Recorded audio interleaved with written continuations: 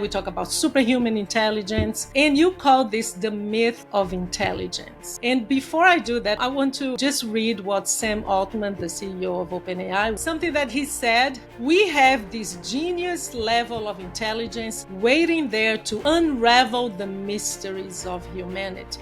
It just gives us this sense of, wow, it's going to solve all the problems. I want to hear about what you say. The myth of AI is the notion that intelligence is sort of well-defined and we're headed towards it in the general sense, the same as human-level capabilities.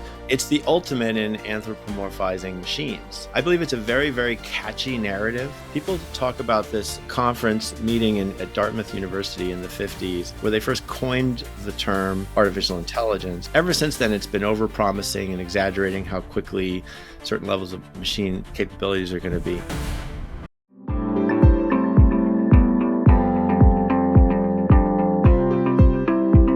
Hello, everyone. Welcome back to the Relating to AI podcast. I'm your host, Paula Fontenelle. I'm a journalist and a licensed psychotherapist. So we keep hearing that AI is going to change everything, but we don't know that everything, what that even means. On one side of this narrative, we have utopia. We're going to have superhuman intelligence that's going to solve all the problems. Radical abundance. I'm sure you heard the term. Nobody will need to work anymore. That's one side. The other side says it's apocalypse. We're going to maybe reach this superhuman intelligence, but this intelligence is going to destroy us all. Massive unemployment, and it just goes on and on.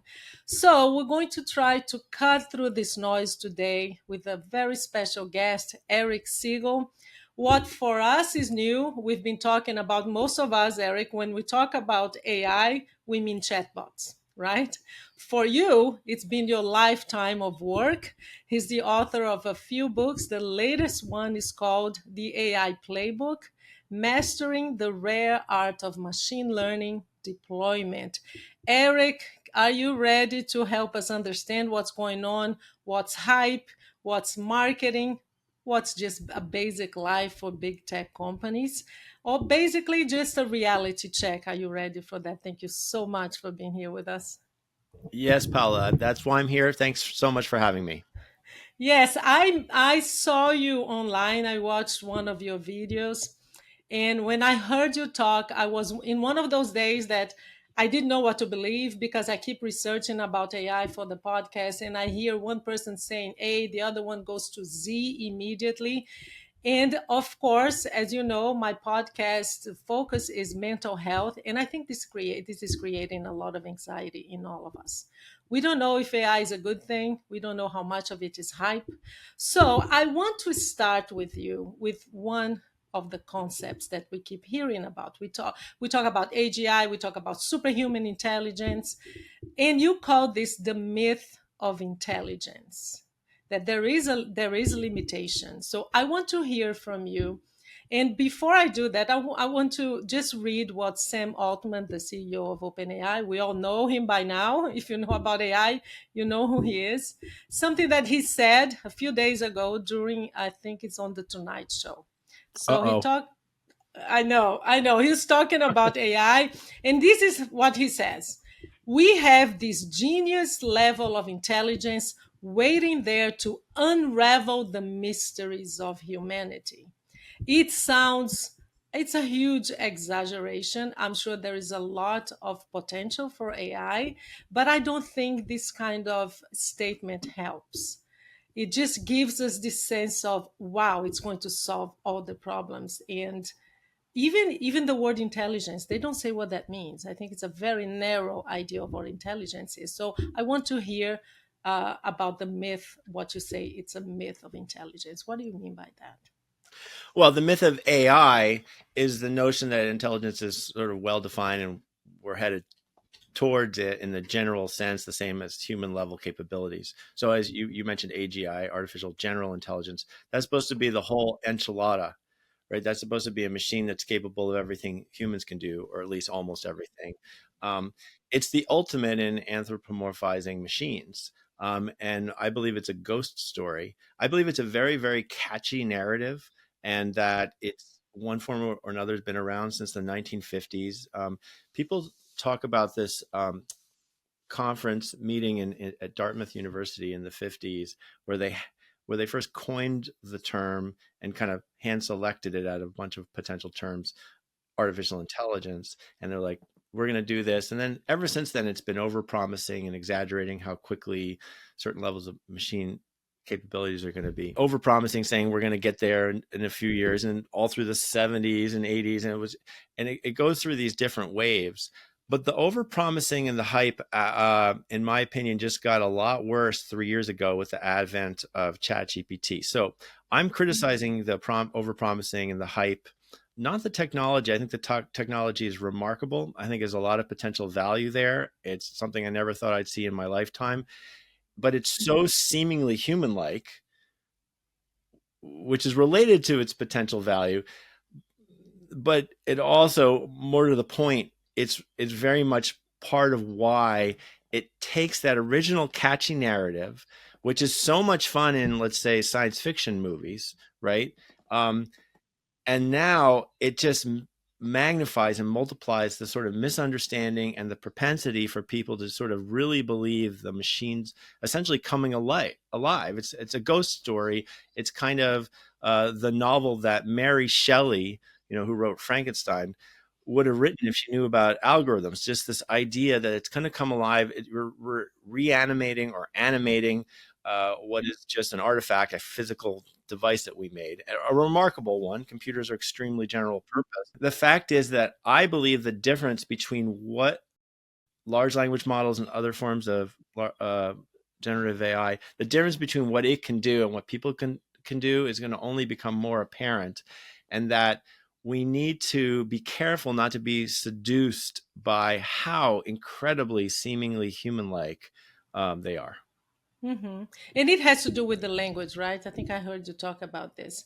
They sound human, and they, like you said, after ChatGPT was unleashed on us, and it's like you said, it's a remarkable technology for sure. But one of the things that bother me in this whole superhuman intelligence, AGI, and we're going to reach this and that, is the term itself. They don't say what intelligence means. What is your definition of intelligence? And if you're saying that it's going to be human-like, how about emotional intelligence? Nobody talks about that. It's something that algorithms would never be able to master or even have.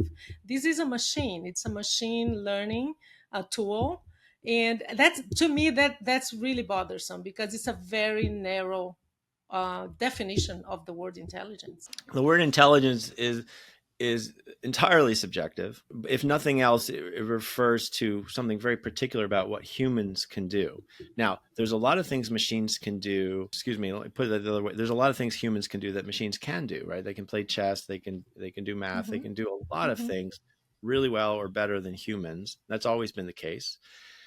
And then now they can write first drafts of your marketing material, what have you. They can sort of serve as an informal ad hoc thought partner and maybe quasi therapist, but that's clearly a controversial area with a lot of caveats and unknowns.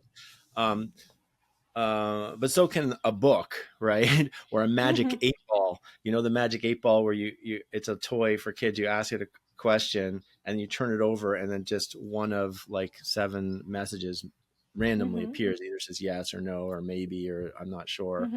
Right. So people ascribe the magic 8-ball as like, I can't figure this out, so I'm going to ask it. It's going to tell me. Right. So in a way, the degree to which we kind of want to understand and are uncomfortable with uncertainty, right, we're gonna come up with an explanation, and we're gonna say, I trust this device, I trust this. Just general. People have a tendency to believe in systems that that sort of defy scientific reason.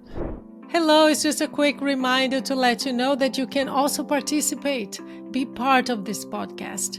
So if you have a story to share or an insight about AI, please send me an email to paula@relatingtoai.com, and please do not forget to subscribe. Thank you. Because we need certainty. We deal really Yeah, we badly want, with well, uncertainties. Yeah. we desire it, but we don't need it, and we need to learn to Mm-hmm. live without it, right? And the same thing applies. You're going to sort of overly ascribe an incredible large language model, which gets the answer right a lot of the time, and is so easy to anthropomorphize. And so we're just going to jump into, oh, that thing is is at least a human, or so much more, and or at least it will be in the very near Mm-hmm. future. Mm-hmm. Um, Mm-hmm. so um, the sort of dichotomy of like it's either going to kill everybody or it's going to make it so you don't have to work anymore. That kind of utopia versus The versus apocalypse. apocalyptic, yeah, or the Yeah. robopocalypse, if you will. Um, you know, the the solution to that kind of intoxication, euphoria, or incredible fear is sobriety, right? So we need a cold, sober view, sort of a more realistic, concrete view of what this does and what it's capable of. Um, so because it's so seemingly human-like, I often sort of present the following um, argument to sort of put it in its place and be like, look, Mm-hmm. it's amazing, it's unprecedented, and yet that doesn't mean it's it's got anywhere near the general capabilities of what a human. And here's what it is. This is the generative AI, large language models, chatbots. This is the use of machine learning to learn from data to predict. And in these exact types of systems, what's predicting is what should be the next word. Mm-hmm.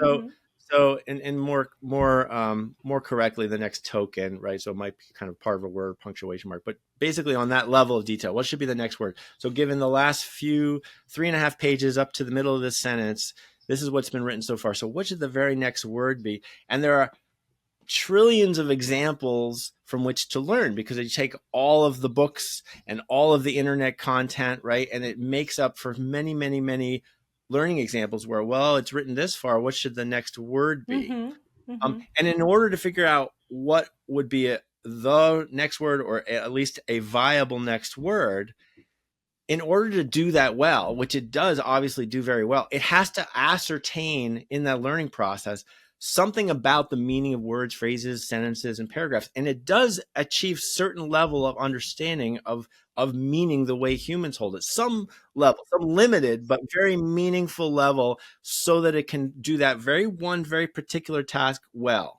So it's sort of a side effect or an emergent of things that, yeah, it does kind of understand a lot, relatively speaking, to what we've seen machines do before. It does understand a lot. It's just in order to achieve that one little thing, and then being able to do that one little thing, what should the next word be? And then you just do it repeatedly, and next thing you know, it's writing, and it sounds like it's making sense, and it often gets the right answer, and all this kind of stuff. So that's cool. But just how much of that understanding compared to what humans can do, wait, where is it in that spectrum? So here's what I would present to you. It's learned from a lot of experience, that is to say, a lot of examples of human behavior. And the human behavior it learned from is, well, a human wrote this, and then that wrote the next word, and then that human wrote the next word, right? You know, trillions of examples of that. And that's great. And how much of the human mind can be reverse engineered from that process? Well, apparently a good amount, a lot more than many of us expected, including myself. But you've got to assume that there's going to be some very real limitation where the only thing it's learning from is the written word. It's not looking at the neurons in our brains. It's not looking at other aspects of our behavior, right? So Like body it's language, abundance of emotions. data. Yeah. Yeah, it's given a huge amount of data, which has emotions on some level, maybe not as much as if you listen to the tone of the voice, and but it could be given video too, right? But whatever it's given an abundance of data. Is still extremely limited compared to just general human behavior and all facets of it, and everything that sort of composes the human mind. So you just this is very abstract, but it's worth thinking about for a second. Well, just how much could it possibly ascertain from an abundance of data, but a very limited realm, which is just the written word? Um, uh, right. So, with that in mind, this story, take a cold, sober look at this story, that the machines kind of has this spark of life, and somehow just sort of all of a sudden is going to cross a certain threshold and just magically be general human level. It's a really, really enticing, seductive story. It's reinforced by a million really fun scientific movies that I love, right? Where in the reality of the movie, in your suspension of disbelief, that we've been exercising the suspension of disbelief watching these movies of, oh, you've anthropomorphized a machine. It's essentially some kind of version of a human mind or something. So we have that, right? And we've got the seduction of just how incredibly seemingly human-like today's chatbots are. You put those things together, and all of a sudden, we're just so prone to believe in this sort of almost magical spark where it suddenly crosses threshold, and either we're there or we will be very soon. I believe it's a ghost story. Well, that's a very powerful statement that you made. But my question is, why you say, "Oh, we keep hearing this from movies." It's not just from movies, though. We hear the major tech companies, the leaders of these tech companies. That's what they keep saying. We're going to reach AGI. The quest for AGI. That's how OpenAI was when it launched. It was the main discourse that they have. Oh, we're reaching AGI in 2 years, and then in 3 years, and now he says 5 years. And why do they keep saying that if there is limitation in the technology?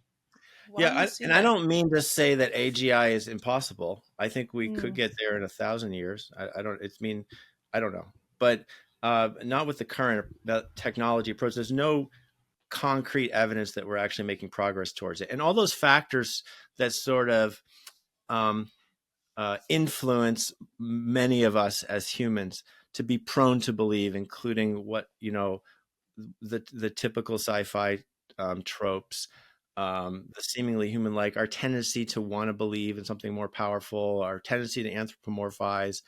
Um, all those things are being tapped and exploited by those tech leaders. Right now, I don't necessarily mean that all of these tech leaders um, uh, are lying.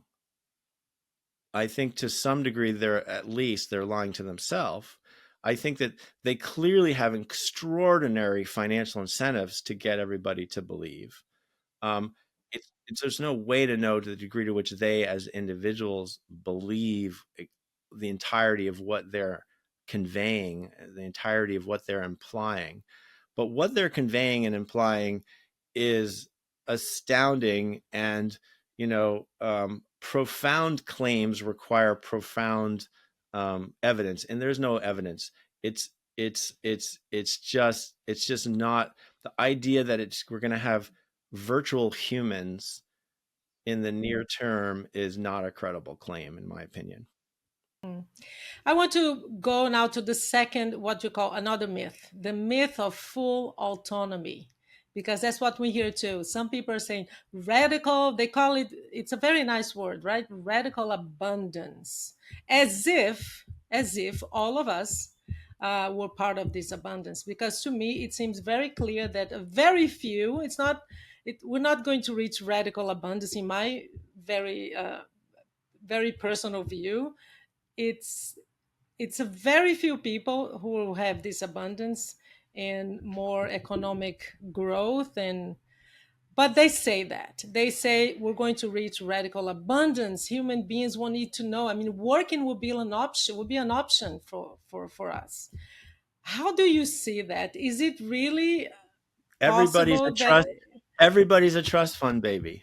I know. I really, that's what I worry about, is that they call it radical abundance, which to me seems like mass unemployment. We're just handing them the power of employment and this economic power to big tech. So I think that's another myth that we need to go and explore. How do you see this myth of full autonomy? Well, there's really not that big a difference between the notion or claim of near term full autonomy and the claim of artificial general intelligence as virtual humans. Like, sort of, what's the difference? Autonomy means the machine does it without a human. And if the machine is capable of everything humans are, then that's exactly the same as achieving full autonomy, the wholesale replacement of human roles, responsibilities, jobs by a machine. right? Full automation, no human in the loop. Why would you need a human in the loop when the machine is as good as a human for all intents and purposes? So they're the same, AGI, full autonomy. And autonomy is, in business and in engineering and in the development of machines, autonomy is always the goal. Let's be clear. The whole purpose of any machine, including a computer, is to do more of what humans otherwise would have to do manually, right? Whether it's crunching millions of numbers, um, holding airline reservations, any and all things that we do with machines are so that humans don't have to do it. So it's more reliable. It takes less time of humans. But there's always been a very, um, always been a very clear limit, right? So we're going to kind of push the machine, and then the rest of what the machine cannot do, the sort of higher level things that require human expertise, human judgment call, all that creativity on certain level, all the stuff that to the degree the human can't do it, that's left to us, right? That is not going to change very dramatically. We're not going to see creativity at the level where the machines are making movies and we don't have to make our own movies anymore. Sure, it can make clips, can make things that are entertaining, but it's not going to take over the advent of the entertainment industry, which is a very human process and taps into sort of all levels of human psyche and human psychology and human cognition and the mind, right? That's and then likewise, just in terms of business operations and running business and executive decision making, um, same thing. I mean, it's a wholly human endeavor, and the machine may continue to automate more and more, but the extent to which more and more gets automated is only going to continue to happen very slowly. Change is very, very slow. That's just the world in which we live, and there's lots of for the safety and for trust. It's sort of built in, right? So take self-driving autonomous vehicles, self-driving cars, right? um, the degree to which more and more cars on the road are going to literally be driverless and not even have a remote human, right? It's changing very, very, very slowly, and for good reason. And to the degree they sort of unleash the autonomy a little too much, somebody gets injured or killed, then they're going to roll it back. So that's just generally what happens when you try to automate. If something goes wrong, whether it's in terms of human safety or costing lots of money, then like, oops, sorry, well, let's immediately pull back the degree to which it's automated. And that the mechanism, the tendency, the incentives, none of that's changing. It's going to keep being like that. Now, having said that, I do believe that autonomous cars are coming, but sort of full scale, uh, generally available full autonomy of driving is probably at least a few decades away. So it's an interesting, yeah. So it's not AGI, right? It's not as amazing as something. It's one very particular thing, which is driving on the roads that we have. Um, but it's hard. It's like really, really hard. It's all edge cases. There's always going to be, um, you know, another decimal place of improved safety performance that needs to be achieved before society is comfortable with allowing it in general across all vehicles, across accessible, affordable, um, uh, no matter what city, location, and weather, right? Like it's going to be constantly very slow with false starts. So there's a good analogy between that and the whole AI narrative in general, because in both cases, it's much harder than people kind of want to let on. There's a lot of overpromising. The difference is that, you know, autonomous driving could come as soon as 30 years from now in the full scale level. Whereas AGI, I'm saying at least several hundred years. Yeah, yeah. And you're talking about these very specific uh, applications of AI. And I'm thinking about the companies, and I'm sure you saw the MIT report on return on investments from companies, because I think there has been so much hype about AI, and but it's so generalized because it's going to solve all the problems from cancer to autonomous vehicles that the companies, and I interviewed someone, an ethicist here on my podcast, we were talking about this, how all the companies are investing, everybody, it's like billions and billions of dollars on AI without really knowing what do I need it for? What can I automate? Automation, right? But which part of my business is the automation necessary? They're just investing. And now 95% say they have zero return on investment. They're pulling back the investment because they have to do what they should have done in the beginning, which is to sit down and think, okay, this is a great tool. What can I use it for my business? Not this small, it's like smaller steps. Do you see that that's part of, I think, maybe one of the consequences of this overhype? Yeah, absolutely. That's a perfect example of it. It's on a much lower, more mundane level, but even that can't be automated so that they don't launch. So you're referring to MIT study from August showing that only 5% of the generative AI pilot systems go to production as they operationalize, they actually launch, they get released. Right. So, for example, it could be a chatbot meant to replace customer service. So, it's to fully automate customer service, at least within some scope of ability. Um, and It's really, really easy with this really, really cool stuff called large language models. And there's no question about it that it's cool and interesting, amazing. But it's very, very easy to take it and whip up a demo that's astounding, amazing. It's just a great, it's almost, you almost want to believe it's a proof of concept, but it's not proof because the proof only comes when you use it, thousands of times a day and just see how often it goes off the rails. Because there's all sorts of ways, even if it's, you know, fully functional and correct 95% of the time, which is astounding, something we never would have imagined 5 years ago. Those 5% of times where it says the wrong answer, says something offensive, fails to serve the customer's need, um, right, provides sensitive data that it wasn't supposed to disclose, enacts a financial transaction that it wasn't supposed to conduct, any and all of the things that it could do wrong, even if it only happened 5% of the time, that could easily be way too much.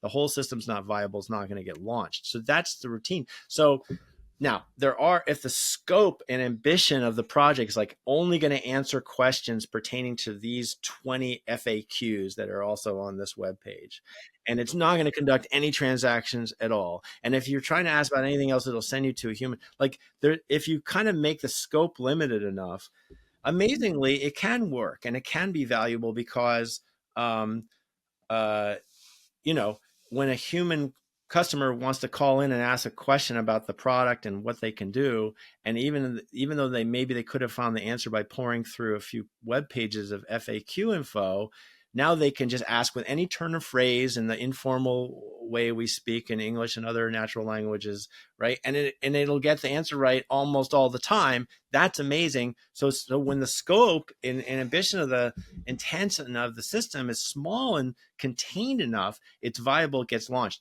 You increase that ambition just a little bit, and very quickly you're in that 95% zone where it's just not going to get launched for a while. There's too many problems. And so the degree to which you can get beyond that 5%, again, that's growing very, very slowly. And all of this is to say, it's just the reason it's such a dismal operationalization rate of 5% is because of the difference between expectations, promises, and reality, right? And the promises are like, this is quote unquote intelligent, and that word's subjective, but it certainly implies it should be able to answer XYZ questions. And people get super excited because they see it do it. They see it work a few times. You're like, wow, this is really doing, and it is amazing, but doesn't necessarily mean it's viable and valuable for the intended scope. So the difference between what's feasible and the sort of hopes, ambitions, and dreams of the business users who are making these systems is very real, leading to this dismal deployment rate.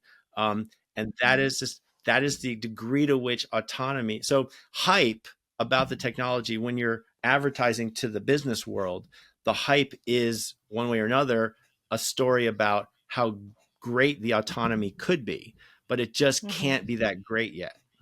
Okay, we talked. I love that you mentioned these the abyss between the expected. We need to lower expectation by lowering maybe what it's applicable for or what the tool is used for. And one of the things you were talking about, it touches on something that I'm very curious and kind of irritated about, is a term that everybody knows, hallucinations. And I was listening to you on an interview, and you actually made me maybe calm down a little bit because I get really irritated with the chatbots and and the things it creates out of nothing. And I keep asking it not to do it, asking not to do it, and it keeps doing it. And I want to try to understand a little bit better what this hallucination actually means. But I would say what you said was people mention hallucination as a little problem that needs to be fixed. The truth is, everything it produces is made up just the same. But we should maybe flip the way we look at hallucinations, because it actually being correct as often as it is, that should be the surprise, not that it hallucinates. So can you explain to normal human people who are not tech people like me, what are these, why does it do what it does? Because I'll give you my personal example. I will, for example, I'll upload a transcript and I'll ask one of the chatbots that I use, pull 2 or 3 quotations from the guest about this topic, and it will give me 3 all the time. Every single time, at least one of them, they never said it. And Mhm. I'll say, where is, give me the timestamp for that. Because I did an interview. I look at it, so I don't remember this person saying that. So I go, did the person actually say that? Where is it? What's the time stamp? And it will say something like, oh, good catch. He actually didn't say that. And I'll say, can you just not create quotation? If there's just 2, give me just 2. And it will create a new one that the person didn't say. And I get so frustrated. And for me, it taps into credibility because, like you said, well, we have this huge expectation. We believe that this is true. Okay, if I didn't remember the interview, I would think, or I would use it. But as a journalist, I facts check everything. But how does that happen? What is the hallucination? How is it created? And is there a way around it? Because I truly don't believe there is, because I've tried everything. Well, it's not it's not, the hallucinations aren't created any differently than when it gets things correct, right? Both ways it's sort of guessing. Mm-hmm. It's probabilities in terms of what should the next Mm-hmm. word be, as been mentioning. And it so listen, the core technology, the machine learning model that says, well, what should the next word be? Okay, now what should the next word after that be? And using that to sort of statistically put the next word, Mm-hmm. and it's incredible how often it is correct, right? But of course, it's also going to be incorrect. That system in and of itself is not trained to be correct. It's not designed to be correct. It's designed to come up with a word Predict. come up with a word to try to emulate human writing in general, right? What word seems feasible right now next? If you want to deal with correctness, there has to be additional kind of real reliability, and there is with most of the commercial language model chatbots that you use. They're not only using that core technology, they've also put additional layers. They use something with human reinforcement learning from human feedback, so that they try to put guardrails, sort of an additional layer of guardrails. And the kind of like the particular hallucination you're talking about, where it makes up a quote, like Mm-hmm. if they just focused on that, and maybe some systems have, they probably could vastly decrease the degree to which it quote unquote hallucinates quotations from humans. Mm-hmm. Like you could Mm-hmm. probably get it to deal with that particular Mm-hmm. problem and rectify it pretty well. But then there'd be something else, right? Mm-hmm. So the problem with the word hallucinate, it's part of the anthropomorphization. It implies that this is a singular Being isolate. a It's like being.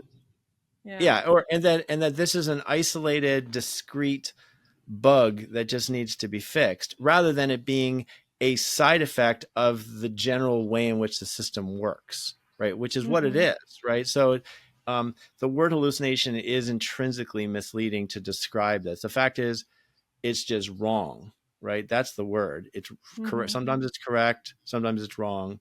it's correct Hmm. an astoundingly large, depending on what you're doing, it seems to be correct most of the time, Yeah, more than yeah. half the time.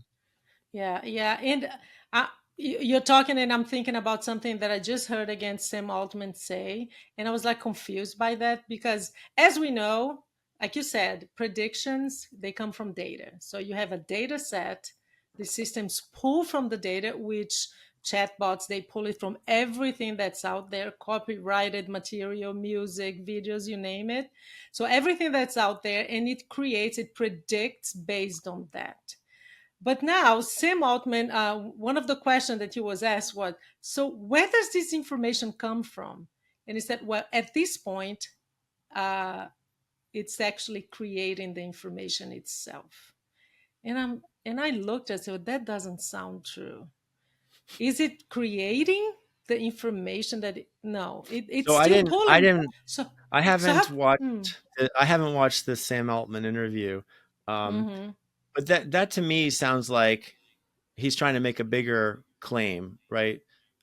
Just that, like, hey, this thing is so smart, it can derive um, information. new knowledge, right? It's going to make scientific discoveries. I think that's the promise that he's making in that case. I have the quotation here, and it's from me, not from chatbots. Okay, so here's what he said. So the presenter said, "Where does it learn from?" That's the question, and he said, "At this point, it is generating its own information. The models come with new information, but it's generating new information." So it's a little bit of what you said, but it doesn't answer the question though. It doesn't learn from itself only. It's from all the data that comes from the You internet, know, right? the problem with celebrity as a concept is that you we deify celebrities, right? And if the celebrity is an entertainer like George Clooney, that's fine. I like deifying George Clooney. There's no danger in deifying George. He's so cool. Everything he does is so suave and charming. But I'm not hurting anybody by with my, fictional belief that he doesn't even have any vulnerabilities, right? It doesn't matter. But when we're talking about somebody who's describing a real engineering system, they're not in the entertainment business, right? But they're still in the halo effect of celebrity, right? So the financial incentive to hype, and that sort of, like, it's ironic because the type of hype is deifying the machine, right? And in general, the idea of reaching or even getting close to artificial general intelligence in that narrative, it becomes a deity very, very quickly, because once it's able to do what humans can do, then it can conduct artificial intelligence research and really be self-improving in a way where, instead of having 200 really smart researchers, you've got 200 billion really smart virtual researchers, and then you know the sky's the limit. Everything just sort of explodes, and right. So the idea of virtual humans, of artificial general intelligence, is a wonderful premise for science fiction, right? The problem is that we're not trained as a society to distinguish between science fiction and reality. So it just you've got the deification effect of celebrity, and then that celebrity in turn is deifying, implicitly deifying the machine, and then all of a sudden we're just like cowering under the power of this very either all powerful machine or one that's going to be all powerful very soon. Mm-hmm. So let's invest. Mm-hmm. Yeah, yeah. How do you see the dangers of this overhype of what it can do, from the utopia to the apocalypse? How can we, just regular human beings, protect ourselves from the overhype? How can we even know? Because it right now, I'm sure this doesn't happen to you because you know the difference between hype and what's really going on. But for me, it's very anxiety provoking because there's just so much out there of information, and they're so different from each other. One is the optimistic, one is the apocalyptic one. How can we protect ourselves from the anxiety of not knowing and I mean, understanding I what can be well, true or not? well, first of all, I think that there are real dangers not in the machine's power, but in the misunderstanding, right? So as you know, as you've covered in previous episodes, right, you've got very vulnerable children using chatbots and getting wrapped into a world of terrible psychological side effects and outcomes, right? So um, that's very hard to track and know the degree to which you should quote unquote blame the machine and the technology. But there's some there, and there's a lot unknown, and that's fearful. But if you're scared because the machine's going to become too powerful and either kill all the jobs or kill all the people, um, I'm kind of hoping that everything I've said today would help alleviate those fears because Hmm. it's silly. Yeah, yeah. How do you see? You mentioned these AI companion apps. How do you see that, Eric? Do you have kids? Yeah, yeah, they're still too young for that, but I'm an old daddy. But as I mentioned, as I mentioned to you before we started the episode, I'm from a family of psychologists, but I'm definitely not a clinical psychologist myself. And I don't really know. I mean, I think like most things, it's not laws and regulations that are going to protect us, but culture and family, right? Like that's true about everything and applies at least as much here, right? Um, I appreciate the coverage you've been doing, and it's only going to increase my vigilance as my own kids get old enough, right? Um, but they can't really read and write yet, so I don't quite have to worry. Um, the but sort of where do you put the blame? And I mean, certainly, you know, you can get onto the wrong. Forget AI. You can just be talking to the wrong people online, and they can be influencing you. That ways to lose weight and all sorts of things that happen to teens that are exposed. Right. So you don't need AI for the wild, wild west that is the internet to have a detrimental effect. So the degree to which AI exacerbates the problems, I don't know. I mean, and ultimately we need to see the data, right? Like how many teens are actively in a relationship? How is it extremely fringe for them to really be anthropomorphizing and feeling like they're in a relationship? Or is that a large percentage, like 5%? I don't know. 75%. I'll give you the number. Well, 75 between the ages of 13 and 18, we have like 70+% saying that they already use it for emotional support and companionship Well, in the that's US. astounding. I feel like I need to pour through the study and see it replicated. Like I have trouble believing that, um, but also like, are they using it knowingly? Just like I might, like I don't tend to use chatbots as much perhaps as I should. I mean, you can use them to brainstorm as a sort of Hmm. an ad Hmm. hoc assistant. Um, uh, and you can do that and get benefit from it without sort of believing you're talking to a virtual human. And you could do the same thing about something personal. I could be like, oh, I have to break up with my girlfriend, and I once upon a time I did Google that way well before chatbots. um, and I got some useful insights from some blogs Hmm. and posts and stuff. Hmm. I mean, you could do all this kind of stuff without anthropomorphizing it, without feeling like it's a support, a source of empathy. I mean, it is very uncanny, the idea that people anthropomorphize it so much that they see the machine as a source of empathy, right? I mean, Hmm. I could journal alone with a physical notebook and Hmm. sort of in my imagination create a therapeutic empathy relationship with my journaling. And then at the same time, of course, I know there's no other human except myself, right? um, to what degree do people lose that sense of reality and fully believe there's some other entity empathizing with them when there's really no other human? That's that's that maybe that in and of itself is dangerous. On the other hand, there's no way to formalize that idea and enforce against it. Hmm.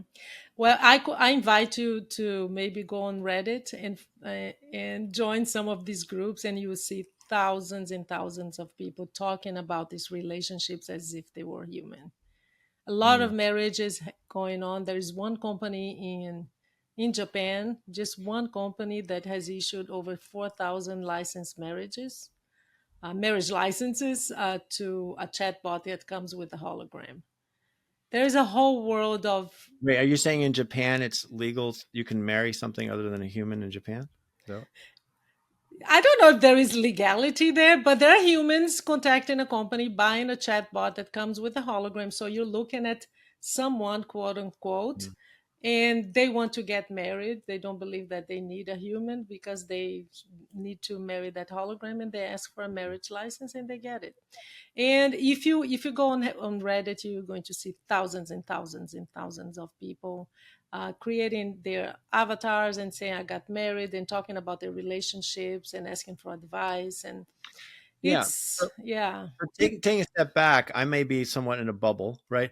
I'm somewhat. I've always been somewhat horrified or annoyed by the AI hype, and it definitely got a lot worse in the last few years. At the same time, the technology is astounding. But my concern about the hype has always been about, hey, look, this is over promising to business users. People are going to invest time and money. They're going to make overblown valuations, and it's not going to pan out. And that's bad for everybody. So I've always sort of been in the sort of professional realm of Hmm. using this Yeah. stuff. So maybe I live in a kind of I'm for this podcast, right, which is about psychology, or it's about the intersection, right? I'm from a family of psychologists, but when I put on my work hat, I'm just sort of in the business world for the Yeah. most part. Yeah. Yeah. Um, Yeah. Yeah, it's a totally, even for me, I because I study this every day. I'm always participating, asking questions, and in trying to read here and there. And I'm still surprised every day by the things I learn, because here's the thing: our brain, our minds, they don't know who you're talking to. It could be your yeah. boyfriend or your girlfriend, your companion on the other side. Your brain feels it as if it were human. So these people are getting attached to these chatbots for real because the brain doesn't know the difference. Well, I mean, that kind of sounds like catfishing, right? So before chatbots, you could have somebody, an imposter, Hmm. an imposter cultivate an email based, and you think you're getting into a relationship with XYZ, but it's some imposter who has ulterior motives. And so you go through the whole process of believing in this pen pal kind of Hmm. relationship. Yeah, Um, so there's some parallel there. yeah.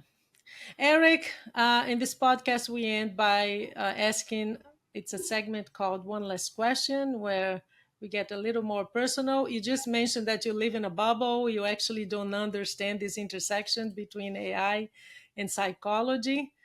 And your kids are not old enough to interact with AI yet. But let's say they are, and they come to you and they say, Dad, I'm feeling really down today, but I've found a companion online and shows you, show you the avatar. This is whatever. Create a name, because that's how we make it human, right? We name it. And they say, well, it's been really helpful. I'm really attached. I have a relationship now. How would you respond to that today? Hmm. So I should say that I allowed my 5-year old to interact with AI once so far. I said, "Hey, look, tell me, let's do the thing, let's make an image." So we used, I guess, ChatGPT, and I said, "I'll make it. It'll make a picture of whatever you want." And he said, "I want to poop on a seesaw," and it worked. It was perfect. Um, no, so in your hypothetical there, yeah, I definitely have a bias against my kids having an emotional connection or relationship with an artifact. Absolutely. At the same time, right, there's some level where I'm like, who's the judge? Like, okay, so is this taking away from the degree to which they have connection with other real humans? Let's assume the answer is yes to some degree. Well, but if they're getting some satisfaction out of it, it's a fantasy, they're in a fantasy world, I'm okay with invisible friends at this stage. Not that they have any, maybe they should. Um, uh, so Uh, I definitely have a bias against that. I'd probably be upfront about that because I don't want to be overly controlling. Um, so I don't know. I mean, that would be, I would be, part of me would be very horrified, but I need to spend a lot of time talking to my wife and friends and Hmm. examining the situation. Maybe do a little more of what you do. You're a scientist. You're going to study it, look into it, and look at the data, and make a decision. I And of guess course, so. talk. Although I Yeah, feel like the yeah. answer would ultimately just be out of first principles, just kind of like, wait a minute, which part of this is bothering me? What? Hmm. It's a tough Um, one, isn't it? yeah, but I prefer. I've always been. I always thought relationships should be with humans. Hmm. Yeah, yeah. With all the problems that come with it, but with all the joy that comes with it. Yeah, exactly. Eric, thank you so much for your time and for being here with us. I hope we have helped you, the viewers on YouTube or the listeners of my podcast, to kind of break the noise and understand a little bit of what is overpromise and what is reality, at least for now. Because the truth is, we don't know what's going to be reality in 2 years, right? Right. Yeah. Yeah, yeah. Thank you so much, Eric. Thanks, Paula. Absolutely.